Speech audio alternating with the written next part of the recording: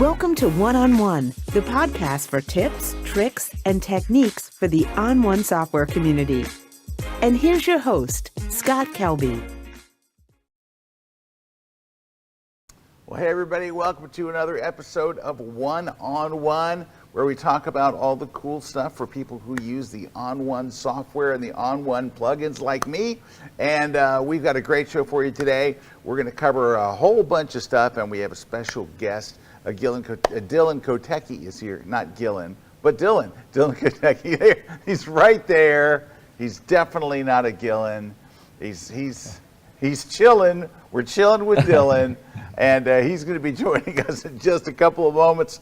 I got a couple things to show you that we're going to bring Dylan on. He's going to show you some stuff, and we're just going to have a delightful time. But so I just got back literally last night. Just got back late last night from a workshop that I taught in Italy, and this is all tied in. I'm not just bragging about my trip to Italy, but did I mention I went to Italy? I did. I just came back. Did I tell you I went to Croatia too? I went to Croatia too. Why? Because it's right there. You drive through Slovenia. Oh, I'm in Croatia. 2.5 hours away. Okay. Anyway, so I'm in Venice. They're doing a workshop, and I'm with the guy that I've been doing my workshops with for 10 years, so Mimo Meidany. So Mimo is a phenomenal photographer. He's a Kelby 1 instructor. He's a specialist in black and white and long exposure photography. Those are like his things, and he's made quite a name for himself in the industry doing that stuff. And he's particularly great at composition. He's just and he's a great guy. So I met him 10 years ago. We started doing workshops, and he and I have done workshops all over. We're talking London, Budapest, Rome, all over, Prague, just you name it, we've been there. Anyway, so what I want to teach you today is, first I want you to let's take a look at his work. Now, we normally feature a photographer at the end of the show. Like we go through the show and then we feature a photographer. But because I want to teach you his style, I want you to kind of see what's indicative of what we call Mimo-style. So let me just jump over real quick and go to his Instagram, all right? So this is a typical shot of him. Now, he lived in Venice for in fact, I met him in Venice, like I said, 10 years ago. And so he, actually, let me put the camera on me real quick just for 1 second. While I'm stalling, this is me stalling. Well, I forgot to turn on my focus. And so, there we go. Now my focus is back on. All right, and so he knows all these great places, and this is a classic spot that a lot of people miss, but this is typical Mimo. So take a look at what are the things that make it Mimo style. Number one, long exposure. Now, he uses generally a 10-stop neutral density filter, and that's what you're seeing here, is a 10-stop, and occasionally he will add another 3-stop on top to darken your lens long enough to do an exposure that's like 3 or 4 minutes in the middle of the day. Now, we went out every day at 5 a.m. and got in position, but we took shots like this a little later, in the morning, maybe 7:30 or something. So there weren't any tourists out yet, because if you go to this spot in the day, which we did just to check it out, and you could not stop people from walking onto that bridge on the right and all that stuff. But all right, so his style, very, very bright. So he doesn't do really dark long exposures, he does very bright ones. So if you look at the picture on screen, you'll notice like the center of this photo is very bright, but then it's almost black at the top. So you have like a band of black, a band of gray, and the same thing at the bottom, a band of gray and a band of black. And are really like lots of nice contrast, very, very well sharpened. That's a typical Mimo style. Let me grab you another one to give you another idea. Well, here's another one, also taken in Venice. You can see the long exposure both in the water, in the reflections, and then in the streaking sky as well. But there it is. There's the black, then the gray, then the gray, and then the black at the bottom. So it is a very repeatable style, which is what's great in his stuff. Here he is in Paris. Same thing, very, very dark at the tops and bottoms. You get the idea. So I want to take you through that now that you know what Mimo style is.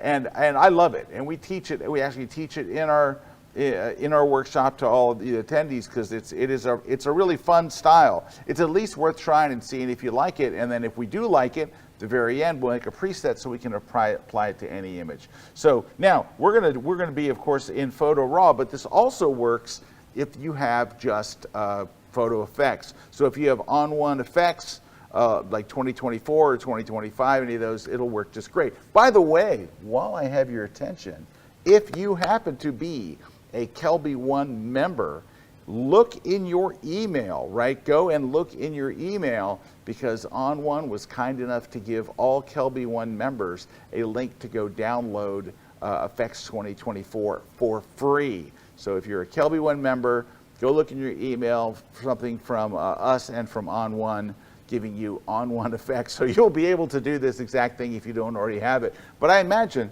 if you're watching this podcast, you probably already have either Photo Raw, which has effects built into it, or at the very least effects. All right, so the first thing so this is my shot. This is a couple of days ago, and this is where they all start. We always, Mimo as well, we start in color, and this is taken from a dock. It's taken from a dock we shouldn't have probably been on. But anyway, you're seeing San Giorgio Maggiore, the island that sits just off of Venice, right there, and then there's a museum there on the corner that you see on the right side. So you can see that I exposed it very bright. There's a very, very long exposure, probably a couple of minutes maybe, because the water's very, very smooth and the sky's kind of blown out. All right, the first step I think we should do is straighten the photo. It's not very straight, so we're going to go over here to the crop tool, just click on it, and if you move your cursor outside the crop, you can see your cursor changes to a little circle to let you know that you can now rotate. So I'm just going to rotate it a little straighter because I can't take that. All right, and when it looks good, you can hit return or enter on a PC and it locks in your changes. Okay, we still have a color image, so let's go make it black and white. Now, usually as a starting place or maybe even a finishing place, I will just use a preset. So I'm going to pop out the little preset drawer over here on the left. There are so many different black and white versions here. Number one, there's entire collections like the black and white alternate. You click on it and it brings up all the presets. These are a little funkier than what I want to do here. So these are all kind of have like edge effects and like duotones and sepias and inverted. It's just not one I use a whole bunch, but I know some people love that one. They have black and white matte, they have black and white film, they have black and white modern. Here's kind of where I live, is in these black and white moderns. You click on it, and if you put your cursor and just hold it for a second over the preset, you'll see it. But some of these you'll see have a very, very subtle tint to them as well. You can see this one's got a little bit of sepia, and some of these, as you'll see, will have like a blue tint to them, like a cyano type look. Yeah. that one's okay. This one, number 13 here, and actually, this one looks pretty good. It's very contrasty and dark. I'm going to go with this one, number 15. So I'm just going to click on it. It loads all that stuff for me, and I can just close the side panel. All right, so what I want to do now is I want to add all those gradients, because I still have the brightness, but I have that heavy, heavy contrast. That contrast was built into that particular preset, so it just put a lot of, that's why I chose that one. So we're going to hit add adjustment. Now when you do that, I'm going to go up here and I'm going to choose this little mask. It's a gradient bug. So the gradient bug right here, let me just see if I can zoom in and show you a little better. Looks like the little circle with the line there. That's it, and you're just going to click it once inside your image. Now I know it looks bad. It's going to get better. I hope so. All right, so the outside lines, this is the amount of feather. So you're doing it visually rather than just grabbing a slider. So if you drag it out, it's a smoother gradient. If not, it's a very harsh, hard line. So the further you drag this dotted line out, the more feather you get. The middle big circle is for you to move it. So if you want to move it someplace else, and I do, I'm going to move it to the bottom here. And then the third one is the little circle. The little circle is for rotating. So if you want to rotate it, and if you hold the shift key, it will snap too. So it snaps, there you go, vertically or horizontally. Just hold the shift and it snaps. So we're going to roll this down here to the bottom, and this is going to be our gray one. So I'm going to kind of go right here to the base of San Giorgio Maggiore. So that's not bad, all right? Now, I want to add another gradient. I want to be able to control it separately. I want to be able to change it and stuff. So I'm going to hit Add Adjustment over here in the panel. And then I'm going to grab the gradient bug once more up here in the left corner, click once more, and unfortunately it's going the wrong direction, so I'm just going to rotate it. So this is going to give us our gradient at the top. So we have a gray gradient at the bottom, and now we have a gray gradient at the top. We only have 2 more gradients to go. There's a total of 4. All right, and so we're going to click. That's interesting. I wonder if you're seeing ejecting general USB drive. Maybe not. I don't know if you're seeing that or not at home, but big thing just came across the screen. Okay, we're going to click Add Adjustment. I'm going to click on the bug one more time. I'm going to click up top here. We're going to move all the way to the top, and this is where I'm going to add that really dark one like Mimo-style up there. That's the really dark top. And then we're going to add one more, the 4th one, Add Adjustment. We'll click the gradient bug. We'll click it once, and it goes in the right direction, luckily. It's the last one. And then we're going to put it to the bottom. So what we have is that kind of Mimo-style looking, very, very dark at the bottom. Then you get the gray gradient in here. Then you get the very, very dark one at the top. And this is here. Irene is asking, well, first, hi, Irene. Thanks for coming, because we are broadcasting live. Are these changes non-destructive to the original image? Yes. This was a raw image, but this is all non-destructive, and you can hit undo at any time. You can undo individual steps. You can undo all the steps. Your raw photo is always, always protected. And you can also, if you want to, if you're working out of Lightroom or out of Photoshop, as I will sometimes do, you can also have it make a copy, so you're always working on a copy, so your original is always protected. And I just want to give a shout out to Patricia, who's saying hi from Colorado, and Lou is saying hi from Wake Forest, North Carolina. All right, so once you have this in place, if you look here in the panel at the right, you can see there, you can look at the masks and see which one is which. I don't generally rename them, but you could rename the mask if you wanted to. But you can see if you want to adjust any one of those, you can just click on it and then move back over the image. And then if you wanted to make it higher or lower or darken it or whatever you want, you just click on that one. But the most important thing is once you get the look kind of in and in place, what you want to do then is click on actually the word Effects over here. Over here in the side panel, the right side panel, we're going to click on Effects. And once you do that, there is a little icon right here. And it looks like the opposite of the share icon. It is the Save as a Preset. So we'll go in here, and it brings up the Save Preset. And we're going to give it a name, Mimo-style, black and white. And then we're going to hit Save. And you can, of course, you can select the category. I didn't select the category. I'm going to put it in one of my, I'm going to put it in travel. So I have a series of presets that I've done for ON1 that you can get from ON1. But I'll stick it in my travel series. So I'm going to click, and that's where it's going to go. It'll be saved inside of that. And that, my friends, is a little bit of Mimo-style. And now you can apply it to other images with just one click. So there we go. Alrighty. Dylan is standing by. Dylan, are you out there? I'm here. Oh, there we go. All right. Now, Dylan, I can only hear your voice, so I'm just counting on you being out there. There you are. All right. I'm there here. He is. Again. All right. No blurred background this time. Oh, I know. Oh, that's a shame. I really like that. That was. Anyway, well, thank you for joining us again, Dylan. It's good to have you back on the show. And of course. What are we sharing today?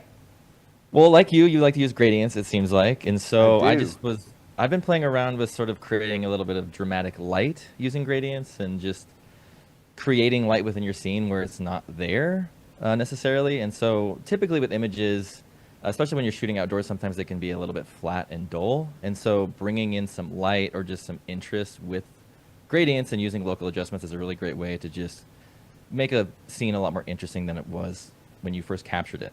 So with this photograph here, you can see it's a little bit overexposed, it's a little bit dull, a little bit flat. And so typically with these images, I'll actually go into the Develop tab and make them quite dark and then bring in just a section of light into a particular area of the scene using gradients like you were using. So I'm just going to pull back on the exposure quite a bit, probably almost like 3 stops.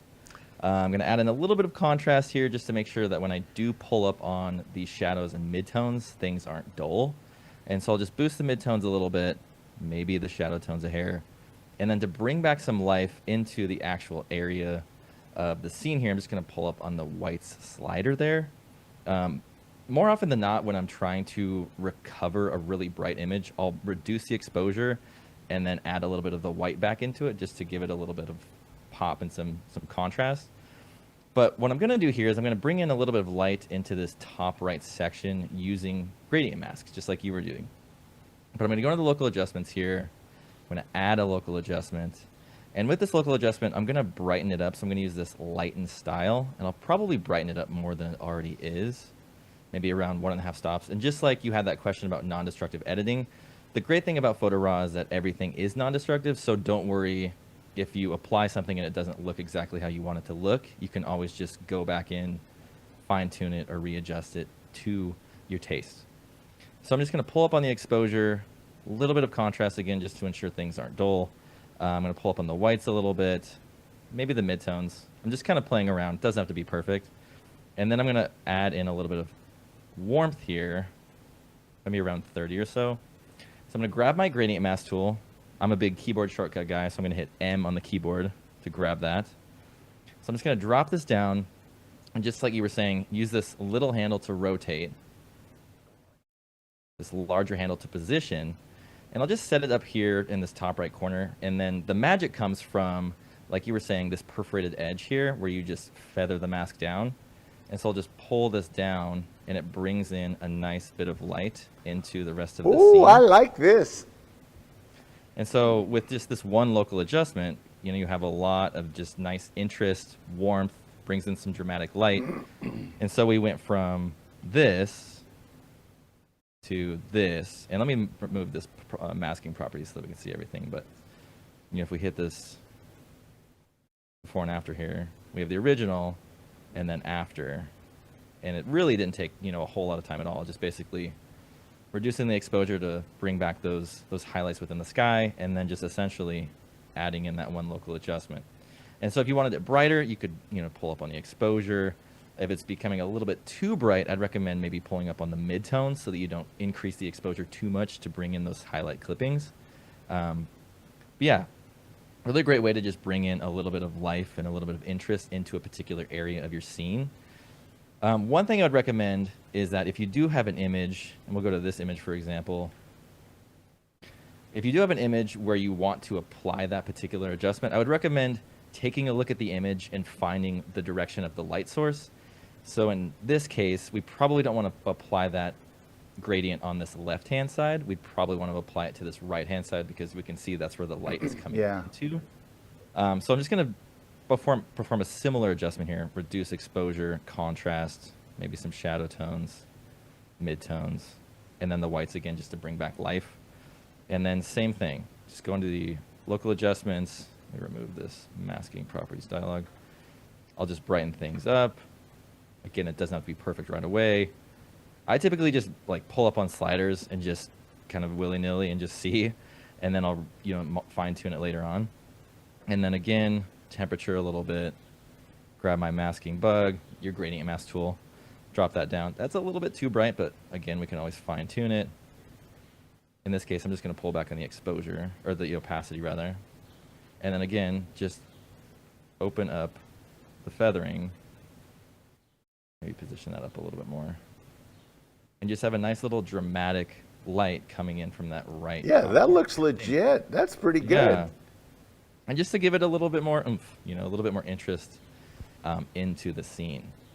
Another thing you can do besides using gradient masks is you can use line masks, which I like to do to create sort of shapes of light within your scene. So let me go back here.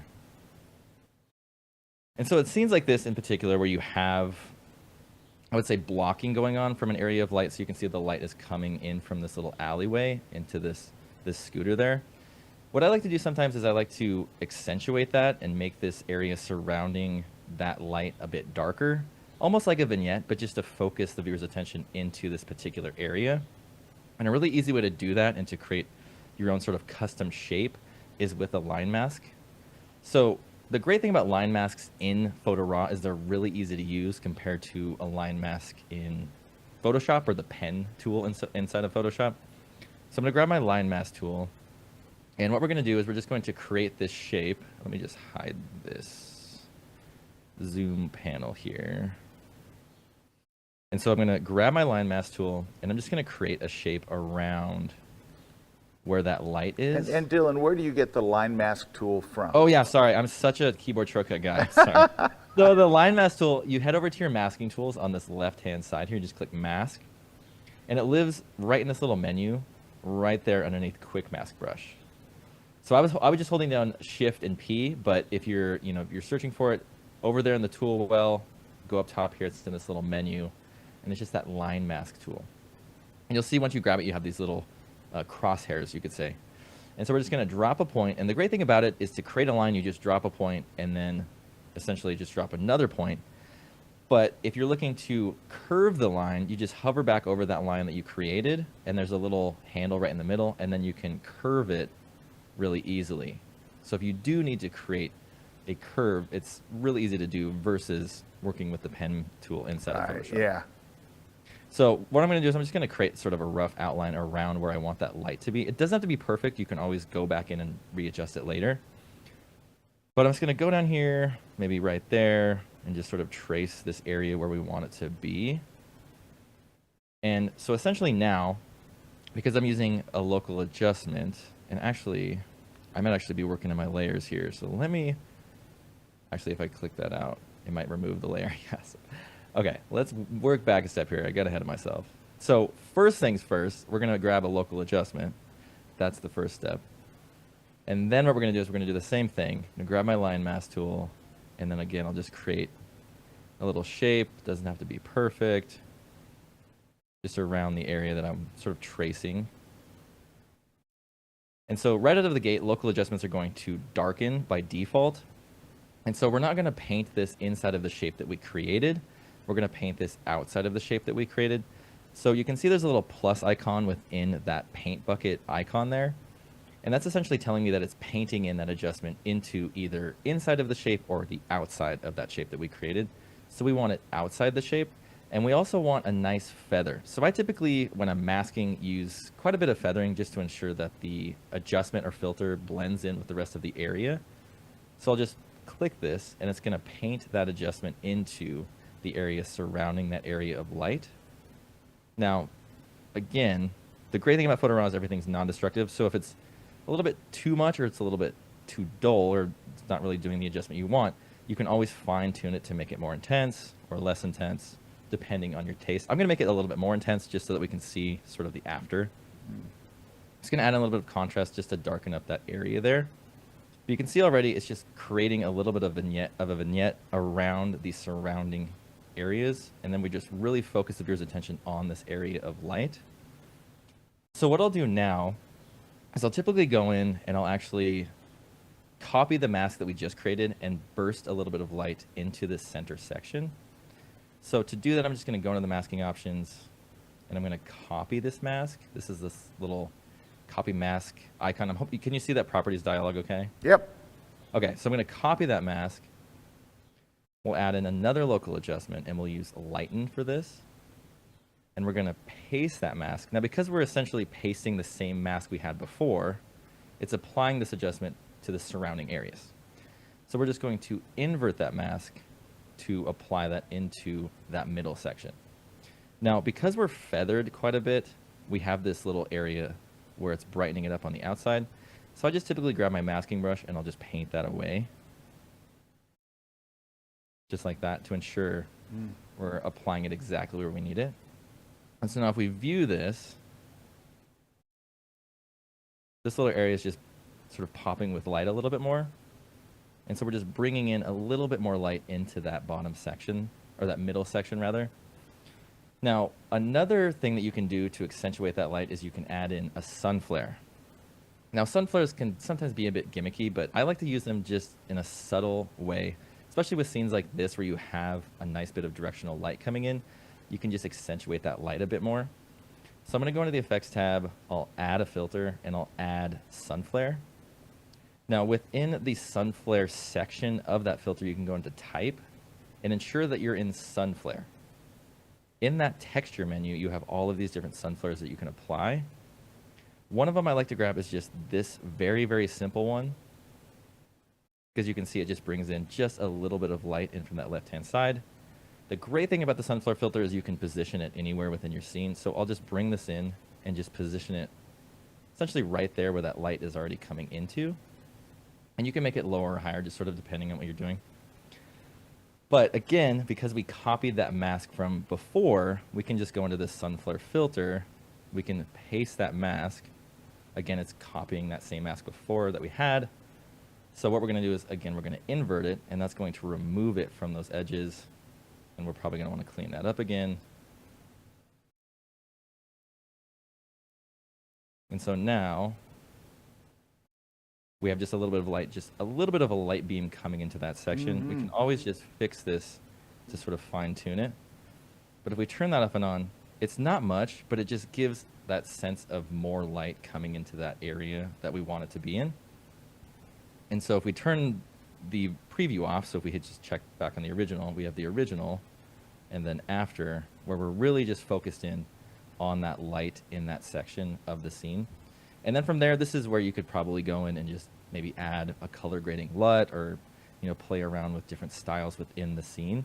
LUTs are a really good one, especially if you just want more of a faded matte look within your scene. You could use something like that, or maybe something like a black and white, just to, again, focus the viewer's attention into that particular area and make sure that light is coming directly into that scene there.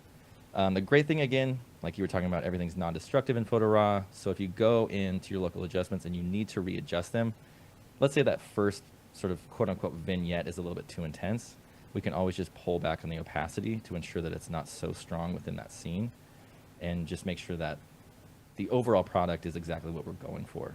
But just a really easy way to just bring in directional light into your scene without having to bring in a flash or something already to the shoot that you're at. Hey, those are great. Those are great, Dylan. Thank you. I hate to admit this, Dylan. This is terrible.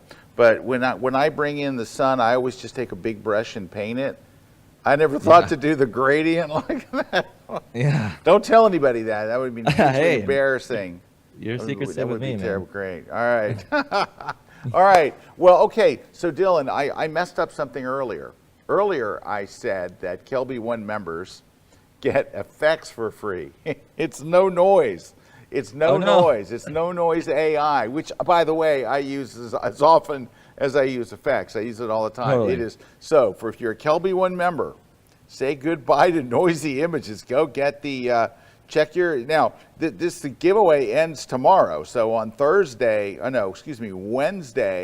is the last day for Kelby One members to go and join. And I mean, not to join. You're already members. Go get it and download it for free. It's a free copy, and it ends on April 30th. So that's no noise AI, not the effects. But you know what? I plead lack of sleep. No, yeah, no worries. Intense lack of sleep. Yeah. Well, if you're a wildlife photographer, no noise AI is going to help a bunch. Oh yeah, and if you're a nighttime photographer, yeah, if you shoot the stars or astro stuff, yeah. Or if you shoot indoors, because totally, like we're in Venice and we're shooting inside a cathedral or whatever. You can't put up a tripod though. They have snipers up there that'll take you right out. You can't. They're not having that. You're hand holding, You're gonna bump the ISO up. You're shooting at 12,800 all day long. So anyway, Dylan, thank you very much for being on the show. Where can people go learn more about you and your photography? Yeah, so check me out on Instagram. My Instagram is just at Dylan DYLAN .Kotecki KOTECKI. Just at Dylan.Kotecki on Instagram. So feel free to follow me and check my stuff out, and then head over to ON1 if you're looking to try out some of our software. Yeah, because you can download all kinds of freebies there and try it out for yourself. Also, let's show my screen, if you will, real quick. This is Mimo's. You want to follow him as well on Instagram. He is Meidany, which is his last name, Meidany.bnw. So it's Meidany.black and white, essentially. Meidany. MEIDANY.BNW for black and white. He lives in Canada. He lives in Canada. He's Canadian, living up in Victoria Island. So he's living the good life out there. All right, last thing, I have a keyboard shortcut for you.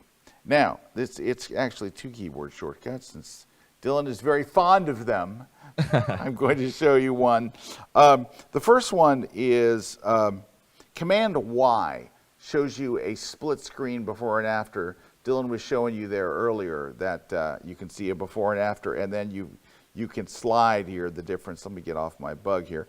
But that's one, is the Command Y, where you can see a side-by-side before and after. There's the color image, there's the black and white, and then if you just hit the backslash key on your keyboard right under your delete key or your backspace key, there is the before and after, and there's a case to be made for both of them, but I love that style. It's definitely very, very modern looking type of black and white.